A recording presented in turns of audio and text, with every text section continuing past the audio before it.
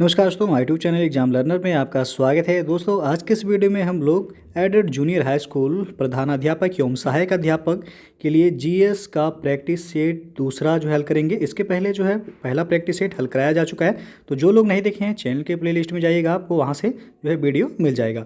तो वीडियो को आप लोग लाइक शेयर कर दीजिएगा। चैनल पर पहली बार आए हैं तो चैनल को सब्सक्राइब कर लीजिएगा, साथ में बेल आइकन को प्रेस कर लीजिएगा, जिससे आने वाले अगले वीडियो का नोटिफिकेशन आपको पहले मिल जाए। और पीडीएफ इसका हमारे टेलीग्राम चैनल पर मिल जाएगा। नीचे डिस्क्रिप्शन में टेलीग्राम का लिंक दे दिया गया है, वहाँ से ज्वाइन करके आप पीडीएफ भी डाउनलोड कर सकते हैं। तो चलिए शुरू करते हैं। पहला प्रश्न है, निम्नलिखित में से कौन ग्रीन हाउस गैस है? 4 विकल्प दिया गया है, इसमें से आपको बताना है कौन सा ग्रीन हाउस गैस है। तो ए विकल्प यहाँ सही है आपका, मीथेन। ग्रीन हाउस गैसों की संकल्पना जो है जोसेफ फोरियर, नाम याद रखिएगा, पूछा जाता है कि ग्रीन हाउस गैसों की संकल्पना किसके द्वारा दिया गया था, तो जोसेफ फोरियर के द्वारा दिया गया था। और इसके अंतर्गत जो है carbon dioxide, methane, nitrous oxide तथा सीएफसी यानी कि क्लोरोफ्लोरोकार्बन, ये सभी जो है आपका ग्रीन हाउस गैस के अंतर्गत आते हैं। ग्रीन हाउस गैसें ये पृथ्वी के वातावरण या फिर जलवायु में परिवर्तन तथा वैश्विक तापन यानी कि ग्लोबल वार्मिंग हेतु ये उत्तरदायी होते हैं। दूसरा प्रश्न है, छोटा नागपुर का पठार निम्नलिखित में से किसके उत्पादन हेतु प्रसिद्ध है? तो ये कोयला उत्पादन के लिए जो है प्रसिद्ध है। बी विकल्प से हो जाएगा। छोटा नागपुर पठार ये भारत के कोयला उत्पादन में लगभग 80% का योगदान करता है। इसके अंतर्गत आपका झारखंड, उड़ीसा, बिहार तथा पश्चिम बंगाल के कोयला क्षेत्र आते हैं, जो कि भारत के प्रमुख कोयला उत्पादक राज्य हैं। झरिया तथा रानीगंज इस पठार की जो है प्रमुख कोयला खदानें हैं। तीसरा प्रश्न है, वर्तमान में कुल कितने राज्य और कितने संघ शासित प्रदेश हैं? तो वर्तमान में जो है 28 राज्य और 8 जो है संघ शासित राज्य हैं या प्रदेश हैं। डी ऑप्शन सही हो जाएगा। आपको पता होगा जो है लद्दाख, जम्मू कश्मीर, उसके बाद जो है दिल्ली, लक्षद्वीप, चंडीगढ़, अंडमान और निकोबार, ये जो है कुल 8 राज्य हैं। दादर नागर हवेली और दमन दीव को विलय करके जो एक कर दिया गया, इसलिए जो है अब 8 संघ राज्य हैं और 28 जो है राज्य हैं भारत में। चौथा प्रश्न है, कौन सा हड़प्पीय नगर 3 भागों में विभक्त है? तो यह है धौलावीरा। सी ऑप्शन से हो जाएगा यहाँ पे। धौलावीरा ये गुजरात के कच्छ जिले में स्थित एक हड़प्पीय नगर था। यह नगर आयताकार बना था और इस नगर को 3 भागों, किला, मध्य नगर एवं निचला नगर में विभाजित किया गया था। दोस्तों, आपको बताने की जो है अनअकैडमी पर यूपीपीएससी प्रीलिम्स का बैच कोर्स जो है ये आपका 19 मार्च से स्टार्ट हो रहा है और ये कोर्स जो है पूरे 3 मंथ का है। तो जो लोग यूपीपीएससी प्रीलिम्स 2021 की तैयारी करना चाहते हैं, आप अनअकैडमी लर्निंग ऐप से जुड़ के जो है आप अपनी तैयारी को बेहतर तरीके से कर सकते हैं और आप जो है एग्ज़ाम को आसानी से क्रैक कर सकते हैं। तो जो लोग जुड़ना चाहते हैं, डिस्क्रिप्शन में लिंक दे दिया गया है, आप जो है वहाँ से जाके जुड़ सकते हैं। उसके बाद यूपीपीएससी आरओ प्रीलिम्स बैच 2021 ये आपका 90 दिनों का क्रैश कोर्स है, जो कि ये 18 मार्च से शुरू हो रहा है और ये भी आपका पूरा जो है 3 महीने का जो है कोर्स है। इसमें आपको प्रीलिम्स एग्ज़ाम की जो है तैयारी कराई जाएगी और पूरा सिलेबस आपको जो है यूपीपीएससी के टॉप एजुकेटर्स द्वारा जो है कवर कराया जाएगा। तो जो लोग जुड़ना चाहते हैं, आप अनअकैडमी लर्निंग ऐप जो है डाउनलोड करके आप जुड़ सकते हैं और डिस्क्रिप्शन में आपको लिंक मिल जाएगा, वहाँ से जाके आप जो है देख सकते हैं। तो आप जो है सब्सक्रिप्शन लेते समय आप हमारा रेफरल कोड यूज कर सकते हैं, जिससे आपको 10% का जो है डिस्काउंट मिल जाएगा। हमारा रेफरल कोड जो है एग्जाम लर्नर EXAMLEARNER। तो ये रेफरल कोड आप यूज जरूर कीजिएगा सब्सक्रिप्शन लेते समय, जिससे आपको जो है 10% का तत्काल जो है डिस्काउंट मिल जाएगा।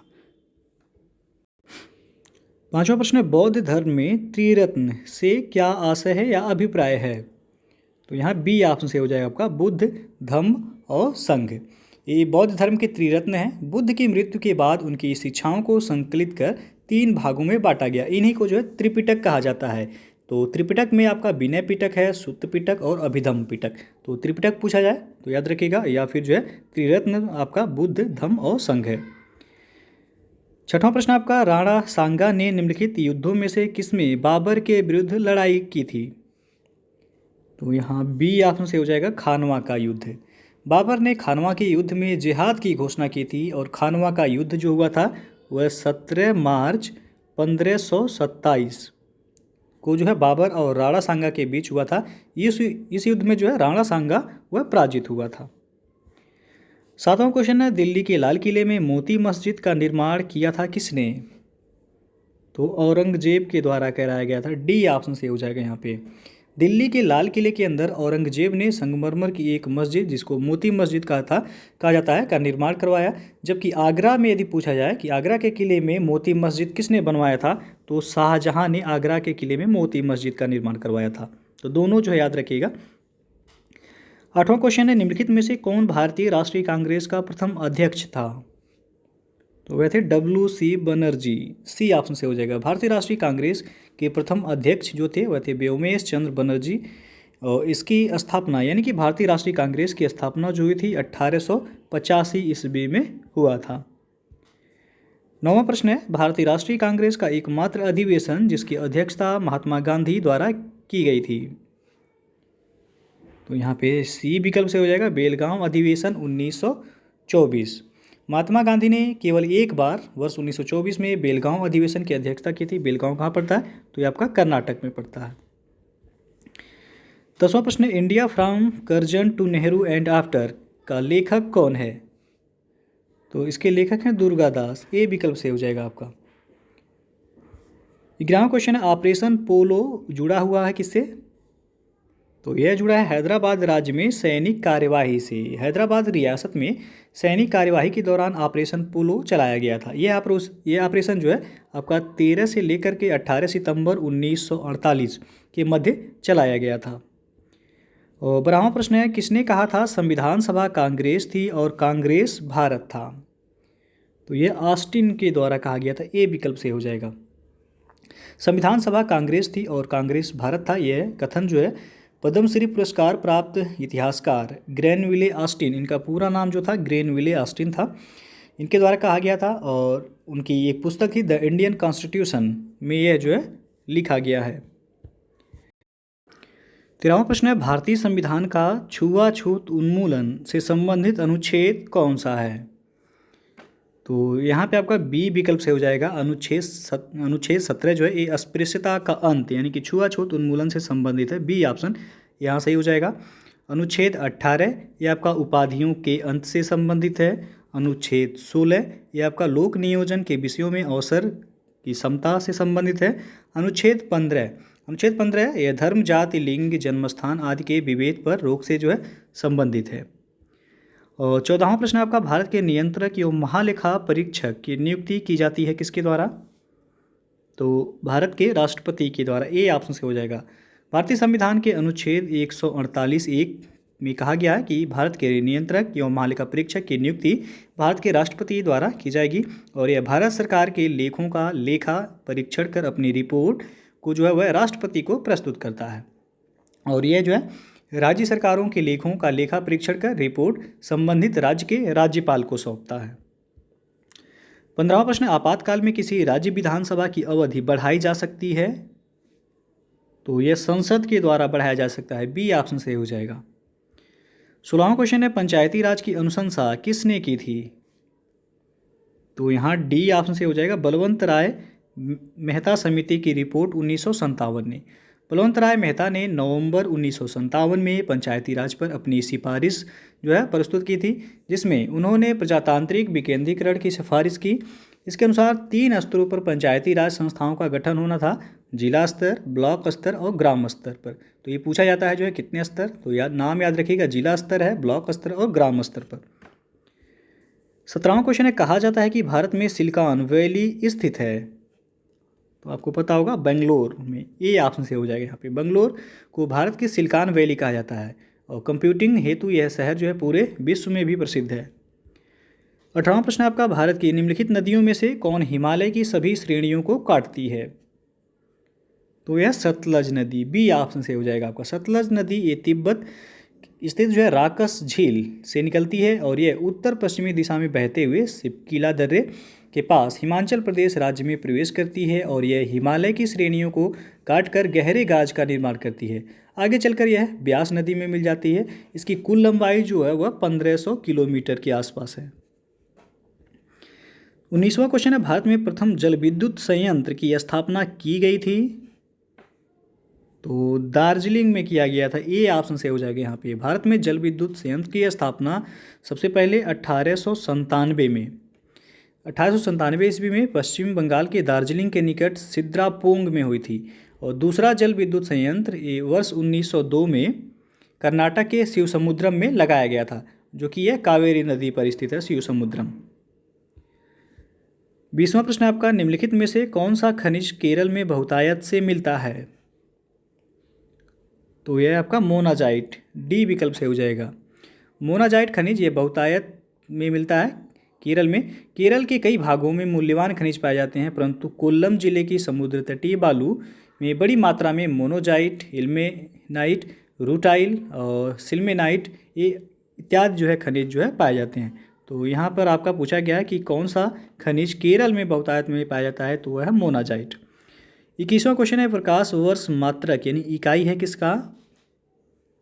तो यह आपका दूरी का इकाई है, सी ऑप्शन से हो जाएगा। प्रकाश वर्ष ये दूरी का मात्रक है। वह दूरी जो प्रकाश वर्ष में तय करता है उसे हम क्या कहते हैं? तो प्रकाश वर्ष कहते हैं।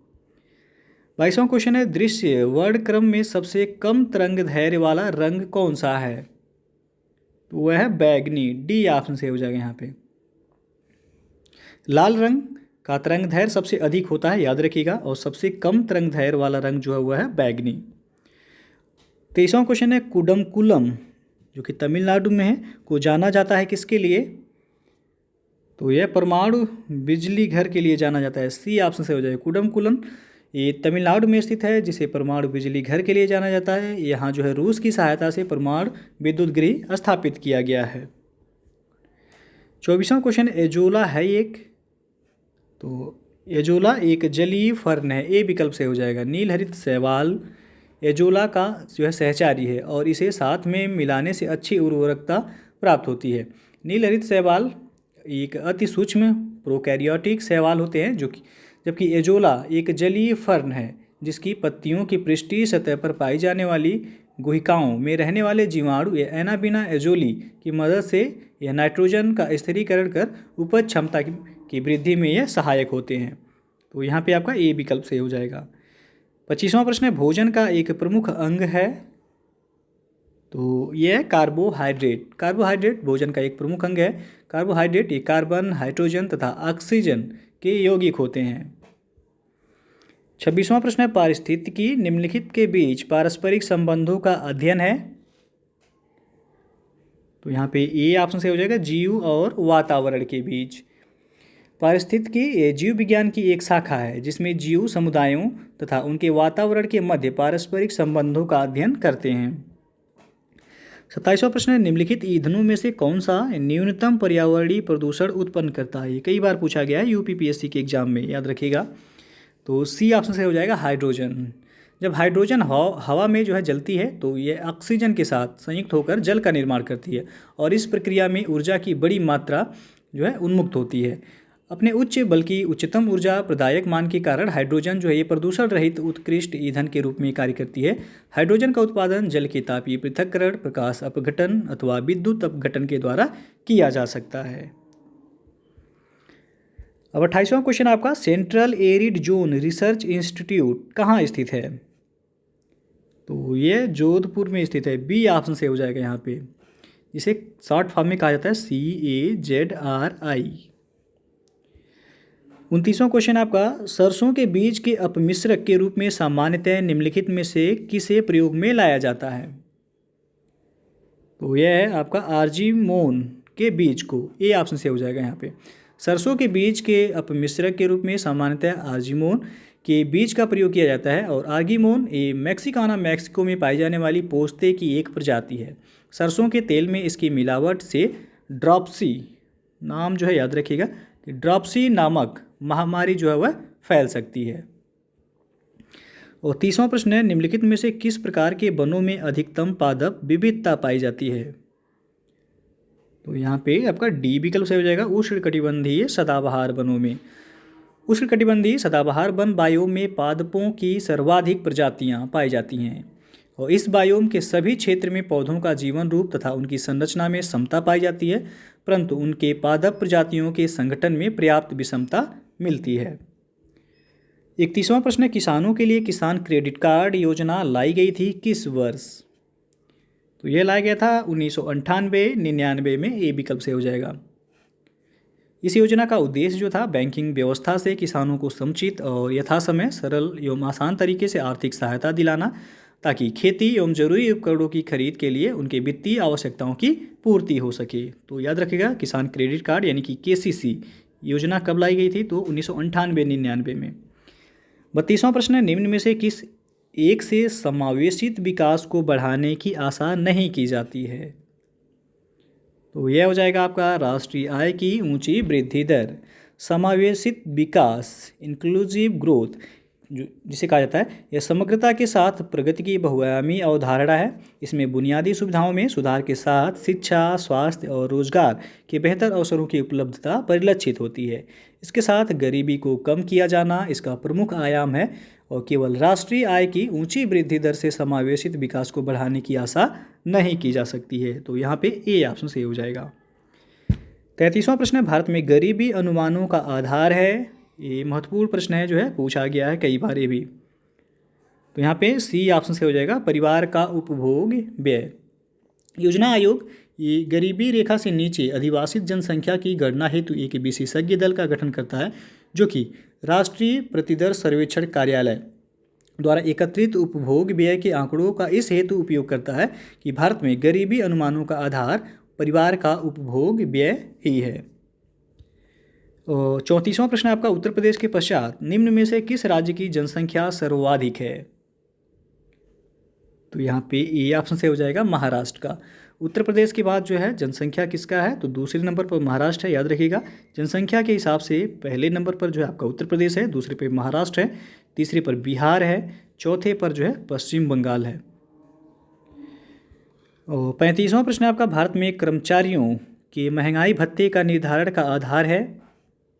तो यह उपभोक्ता कीमत सूचकांक, बी विकल्प से हो जाएगा। 36वां प्रश्न आपका, शल्य क्रिया में आर्थोप्लास्टी क्या है? तो यह कूल्हे के जोड़ का प्रतिस्थापन, सी ऑप्शन से हो जाएगा। शल्य क्रिया में आर्थोप्लास्टी यह कूल्हे के जोड़ का प्रतिस्थापन है। आर्थोप्लास्टी का शाब्दिक अर्थ होता है जोड़ के निर्माण से, और आर्थोप्लास्टी का उद्देश्य दर्द से छुटकारा दिलाना, चलने की क्षमता को ठीक करना तथा मांसपेशियों की शक्ति को सुधार करना है। 37वां प्रश्न आपका, वायुमंडल में सबसे अधिक कौन सी गैस पाई जाती है? तो ये जो है आपको पता होगा, नाइट्रोजन गैस है। वायुमंडल के संगठन में जो है कई गैसों का योगदान होता है, जिनमें नाइट्रोजन जो है वह 78% के करीब जो है पाई जाती है। उसके बाद जो है ऑक्सीजन पाया जाता है आपका, ये 21% के करीब पाया जाता है। एक्चुअल में देखा जाए तो ऑक्सीजन 20.95% के करीब पाया जाता है, लेकिन लगभग में हम इसे 21% मानते हैं। और नाइट्रोजन जो है ये आपका 78.08% पाया जाता है, लेकिन लगभग में 78% माना जाता है। तो यहाँ पे जो है पूछा गया वायुमंडल में सबसे अधिक कौन सी गैस पाई जाती है? तो नाइट्रोजन गैस है। कार्बन जो है ये आपका 0.03% पाया जाता है। 38वां प्रश्न आपका, 20 जनवरी 2021 को नीति आयोग ने भारत नवाचार सूचकांक 2020 का दूसरा संस्करण जारी किया। इससे संबंधित निम्न कथनों पर विचार कीजिए। पहला, इस सूचकांक में भारत के 28 राज्यों एवं 8 केंद्र शासित प्रदेशों को शामिल किया गया है। दूसरा है, बड़े राज्यों में कर्नाटक को शीर्ष स्थान प्राप्त हुआ है। तीसरा, उत्तर पूर्वी तथा पहाड़ी राज्यों में हिमाचल प्रदेश को शीर्ष स्थान प्राप्त हुआ है। तो उपर्युक्त कथनों में से कौन सा कथन सही है? तो यहाँ पे डी ऑप्शन से हो जाएगा, उपयुक्त सभी। 20 जनवरी 2021 को नीति आयोग ने भारत नवाचार सूचकांक यानी कि इंडिया इनोवेशन इंडेक्स 2020 जारी किया। भारत नवाचार सूचकांक का यह दूसरा संस्करण है। इसका पहला संस्करण अक्टूबर 2019 में जारी किया गया था, और इस सूचकांक को तैयार करने में गुरुग्राम स्थित इंस्टीट्यूट फॉर कॉम्पिटिटिवनेस यानी कि IFC, जिसे कहा जाता है ज्ञान भागीदारी और के रूप में जो है शामिल रहा है। बड़े राज्यों में कर्नाटक स्कोर के साथ जो है शीर्ष स्थान पर है, और उत्तर पूर्वी तथा पहाड़ी राज्यों में हिमाचल प्रदेश को जो है शीर्ष स्थान प्राप्त हुआ है, और केंद्र शासित प्रदेशों में एवं शहरी राज्यों में दिल्ली को जो है शीर्ष स्थान प्राप्त हुआ है। साथ ही समग्र रूप से दिल्ली को शीर्ष स्थान प्राप्त हुआ है। तो यहाँ सभी ऑप्शन जो है सही है, यानी कि डी ऑप्शन से हो जाएगा आपका, तीनों ही कथन सही हैं। 39वां क्वेश्चन है, हाल ही में 5वीं भारत सिंगापुर रक्षा मंत्रियों की वार्ता वीडियो कॉन्फ्रेंस के माध्यम से कब आयोजित हुई है? तो यह आयोजित हुआ है 20 जनवरी 2021 को। 20 जनवरी 2021 को जो है 5वीं भारत सिंगापुर रक्षा मंत्रियों की वार्ता 2021 ये वीडियो कॉन्फ्रेंस के माध्यम से आयोजित की हुई। केंद्रीय रक्षा मंत्री राजनाथ सिंह ने सिंगापुर के रक्षा मंत्री डॉक्टर यन जी इंग हेन के साथ जो है इस वार्ता की सह अध्यक्षता किए थे। 40वां क्वेश्चन है, हाल ही में कब भारत डिजिटल शिखर सम्मेलन 2021 वीडियो कॉन्फ्रेंस के माध्यम से आयोजित हुआ है? तो यहाँ पे आपका डी ऑप्शन से हो जाएगा 19 से 20 जनवरी 2021 के बीच। 41वां क्वेश्चन है, 15 से 16 जनवरी 2021 के मध्य प्रारंभ स्टार्टअप इंडिया अंतर्राष्ट्रीय सम्मेलन 2021 कहाँ संपन्न हुआ है? तो ये नई दिल्ली में संपन्न हुआ। सी ऑप्शन से हो जाएगा यहाँ पे। 42वां क्वेश्चन है, 15 जनवरी 2021 को विदेश मंत्रालय ने अंतर्राष्ट्रीय सौर गठबंधन यानी कि ISA की सदस्यता का सार्वभौमिकता से संबंधित एक प्रेस विज्ञप्ति जारी किया। इसके अनुसार 15 जनवरी 2021 तक कितने देशों ने ISA रूपरेखा समझौते पर हस्ताक्षर किए हैं? तो कुल 89 देश हैं उनमें। बी ऑप्शन से हो जाएगा आपका। और 43वां क्वेश्चन है, 15 जनवरी 2021 को कहाँ पर नेपाल भारत और संयुक्त आयोग की 6ठी बैठक आयोजित हुई है? तो ये नई दिल्ली में आयोजित किया गया। डी विकल्प से हो जाएगा यहाँ पे। 15 जनवरी 2021 को नई दिल्ली में भारत नेपाल संयुक्त आयोग की जो है 6ठी बैठक 2021 में आयोजित हुई। बैठक की अध्यक्षता विदेश मंत्री डॉक्टर जयशंकर प्रसाद और नेपाल के विदेश मंत्री प्रदीप कुमार ग्यावाली द्वारा की गई थी। दोनों प्रतिनिधि मंडलों में भारत के विदेश सचिव हर्षवर्धन श्रृंगला और नेपाल के विदेश सचिव भरत राज्य पौड्याल और दोनों ओर के अन्य अधिकारी भी जो है इसमें शामिल हुए थे। 44वां प्रश्न आपका, दिए गए विकल्पों में से संबंधित शब्द को चुनिए। त्रिभुज का संबंध दिया गया शीर्ष से, तो कहानी का संबंध किससे होगा? तो कहानी का संबंध हो जाएगा आपका क्लाइमेक्स, जिसे हिंदी में कहा जाता है चरमोत्कर्ष। जिस प्रकार जो है त्रिभुज की ऊंचाई के अंतिम बिंदु को शीर्ष कहते हैं, उसी प्रकार हम कहानी की ऊंचाई के जो है अंतिम बिंदु को चरमोत्कर्ष यानी कि क्लाइमेक्स कहते हैं। 45वां प्रश्न है, यदि दिया गया है पॉन्डर्स PONDERS को किसी कोड में ONMCDQR लिखा जाता है, तो मैट को उसी कोड में क्या लिखा जाएगा? तो आप देख सकते हैं P को जो है कोड किया गया O, तो P से पहले O आता है यानी कि आपका एक माइनस हुआ है। O से पहले N आता है, यहाँ भी माइनस हुआ है। N से पहले M आता है, यहाँ भी एक माइनस हुआ है। D से पहले जो है C आता है, यहाँ भी माइनस हुआ है। R से पहले जो है आपका Q आता है और S से पहले R आता है, यानी कि एक जो है माइनस किया गया। तो MAT मैट में भी आपको जो है एक एक जो है घटा देना है। तो M से पहले क्या आ जाएगा आपका? तो M से पहले आ जाएगा आपका L, A से पहले आ जाएगा Z और T से पहले आ जाएगा आपका S, यानी कि LZS। तो ऑप्शन जो सही हो जाएगा आपका ए ऑप्शन सही है। 46वां प्रश्न है, दिए गए विकल्पों में से विषम शब्द या विषम शब्द युग्मों को चुनिए। 4 ऑप्शन दिया गया है, इसमें से आपको विषम यानी कि भिन्न बताना है कौन सा होगा। तो बी ऑप्शन जो है यहाँ रंग, सफ़ेद, लाल और हरा, ये तीनों ही जो है रंगों के प्रकार हैं और रंग जो है ये आपका भिन्न हो जाएगा। 47वां प्रश्न है, यदि किसी भाषा में साइकोलॉजी को कोड किया गया, आप देख सकते हैं RUAEJQNQIA के रूप में, तो उसी कोड में जो है आपको GPVQOQNQIA कोड किसके लिए दिया गया, किसके लिए होगा? तो आप देख सकते हैं यहाँ पे जो है कि RUA जो है यानी R जो है किस कोड किया गया है क्या? P, तो RPQR होता है, यानी कि R में जो है आप 2 माइनस करेंगे तो हो जाएगा P, U में 2 माइनस करेंगे S होगा, A में 2 जो है माइनस करेंगे तो Y होगा, E में 2 माइनस करेंगे C होगा, इस तरह J में 2 माइनस करेंगे तो H होगा, Q में 2 माइनस करेंगे तो O होगा और जो है N में 2 माइनस करेंगे L हो जाएगा, Q में 2 माइनस करेंगे O होगा, I में 2 माइनस करेंगे G होगा और A में 2 माइनस करेंगे Y हो जाएगा, यानी 2 जो है आपका घटता जा रहा है। तो इसी तरह यहाँ भी जो है आपको 2 घटा देना है। G के पहले 2 क्या हो जाएगा, यानी 2 घटाएंगे तो E होगा।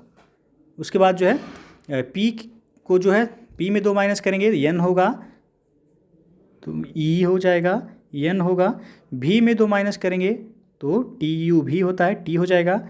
इस तरह जो है Q में 2 माइनस करेंगे तो आपका O हो जाएगा। फिर जो है O में 2 माइनस करेंगे आप तो M हो जाएगा और फिर जो है आप क्यू में फिर 2 माइनस करेंगे क्या होगा, फिर जो है ओ होगा। इस तरह एन में 2 माइनस करेंगे तो आपका क्या हो जाएगा, यल होगा। फिर जो है क्यू में 2 माइनस करेंगे तो आपका यहाँ पे ओ होगा। फिर आई में 2 माइनस करेंगे जी होगा, और ए में 2 माइनस करेंगे वाई हो जाएगा। तो आंसर जो यहाँ पे आपका सही होगा बी ऑप्शन से हो जाएगा, एंटोमोलॉजी, यानी कि बी ऑप्शन से हो जाएगा। 48वां प्रश्न है, आने वाले कल से अगले दिन क्रिसमस दिवस है, तो यदि आज सोमवार है तो 9 वर्ष किस दिन को होगा, तो बुधवार को होगा। क्योंकि आने वाले कल से अगले दिन क्या है, क्रिसमस है, अर्थात यानी कि आपका आज 23, यानी कि आज 23 दिसंबर है, क्योंकि क्रिसमस जो है 25 दिसंबर को मनाया जाता है। तो आज यानी कि अर्थात 23 दिसंबर को कौन सा दिन दिया गया है, सोमवार होगा, सोमवार है, इसलिए क्रिसमस दिवस के दिन पड़ने वाला दिन कौन सा होगा, बुधवार होगा। तो क्रिसमस के ठीक 7वें दिन 9 वर्ष पड़ता है, तो 9 वर्ष कौन सा दिन पड़ेगा, तो बुधवार को पड़ेगा, सी ऑप्शन से हो जाएगा यहाँ। 49वां क्वेश्चन है, कथन दिया गया है कि उद्योग ये प्राकृतिक संसाधनों को नष्ट करते हैं। तो निष्कर्ष पहला है कि सभी प्राकृतिक संसाधन उद्योगों द्वारा नष्ट किए जाते हैं। दूसरा है उद्योग नहीं तो पर्यावरण प्रदूषण नहीं। तो आपको बताना है इसमें से कौन सा विकल्प सही होगा। तो यहाँ आपका सी विकल्प सही हो जाएगा, ना तो निष्कर्ष 1 निकलता है और ना ही निष्कर्ष 2 निकलता है। इस प्रश्न में कहा गया है कि उद्योग प्राकृतिक संसाधनों को नष्ट करते हैं, परंतु सभी प्राकृतिक संसाधन ये उद्योगों द्वारा नष्ट किए जाते हैं, तो यह निष्कर्ष जो है नहीं निकलता है। दूसरा निष्कर्ष भी जो है आपका ये वक्तव्य से प्राप्त नहीं हो रहा है, तो आपका सी ऑप्शन यहाँ सही हो जाएगा। अंतिम प्रश्न है, 100 अंतर्राष्ट्रीय T20 जीतने वाली विश्व की पहली टीम कौन है, तो यह पाकिस्तान, ये विकल्प से हो जाएगा। करंट अफेयर्स का है, 14 फरवरी 2021 को पाकिस्तान ने तीसरे एवं अंतिम मैच में दक्षिण अफ्रीका को 4 विकेट से जो है पराजित कर 3 मैचों की T20 सीरीज वह 2-1 से जीत लिया था।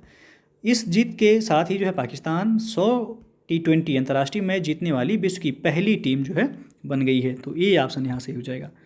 तो दोस्तों जो है ये था आपका एडेड जूनियर हाई स्कूल प्रधानाध्यापक एवं सहायक अध्यापक परीक्षा के लिए जो है जीएस का दूसरा प्रैक्टिस सेट। इसके पहले जो है प्रैक्टिस सेट 1 वो अपलोड हो चुका है, जो लोग नहीं देखे हैं चैनल के प्लेलिस्ट में जाइएगा, आपको वहाँ से मिल जाएगा।